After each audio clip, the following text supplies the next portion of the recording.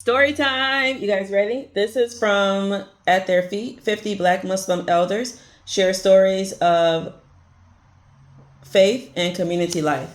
All right, so we're going to jump to number 12 today. Sister Sakinah Diaab. She said, we learned in Islam that the first thing Allah Almighty created was the pen, and then He created the tablet. He said to the pen, write. The pen answered, what shall I write? Allah said, write of my knowledge of creation until the day of resurrection.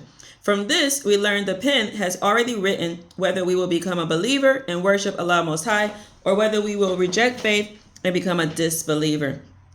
I would like to share my story, narrating what the pen has written for me that would take me to the doorway of Islam.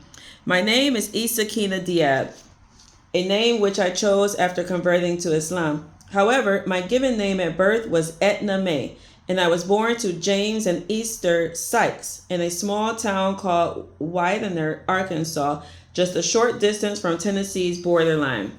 Of the 7 children my parents had, I was number 5, born on December 9th, 1934. Not long after I was born, my family relocated to Oneida, Arkansas, where I grew up on a farm homesteaded by my father. What was soon to follow would be grief and sorrow as a result of my father's death. It was not long after they had settled there that our family was stricken with the tragedy.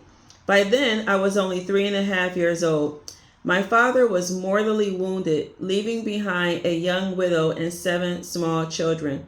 We learned that one day he and a group of men were discussing the Bible, which led to a heated argument. One of the men, whom we later learned was mentally unstable, took out a shotgun and began shooting. At least 2 or 3 in the group were shot, but my father was the only one who was killed. Eventually, we would learn from relatives and townspeople about my father's character and his qualities.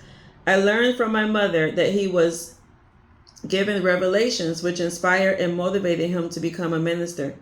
Townspeople would share with us how highly he was respected and that he was a person of great character.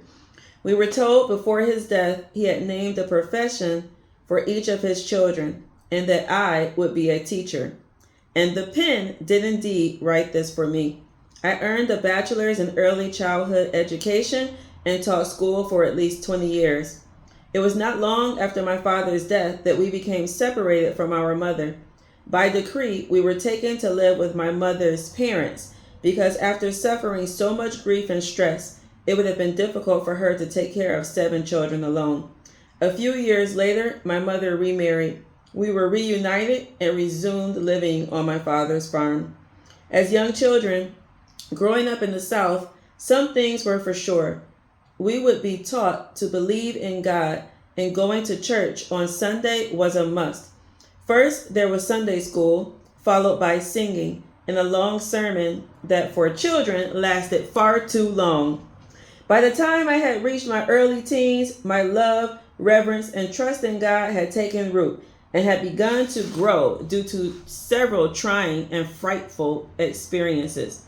For instance, our house was not built on the strongest foundation, and with every strong wind or storm, I would pray to God that He would not allow me to be blown away in the storm. To find our house still standing the next morning was for me a joyous occasion. Also, I loved reading the Bible, and especially the parts about the life of Jesus. Learning of all the miracles He performed, I would wish I could have lived during His time and witnessed some of them. As time passed, my life would slowly begin to change. I had by now become a teenager. I was about 15 years old at the time when I became involved in a relationship with a man who I later married. We were not together very long before I began to realize that he was not the right person for me. He became a very heavy drinker. He loved to gamble, and on top of that, he was both physically and mentally cruel.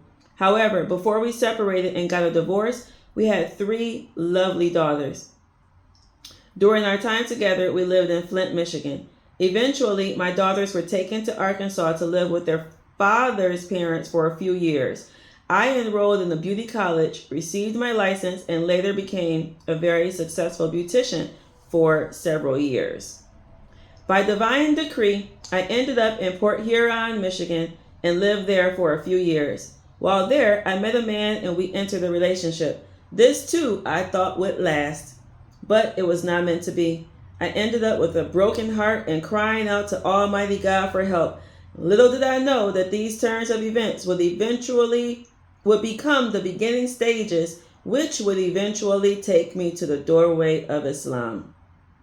Ooh. All right, I'm going to pause there. So that is a snippet of the life of Sister Sakinah Diaab. And in this chapter, she's talking about the fulfillment of the writing of the pen. And she's narrating her story of how she came to Islam, how her father was murdered when she was 3.5 years old, how she went to live with her grandparents, she lived on a farm. All of these different things made up who she is. So that's it. All right. Stay tuned for more.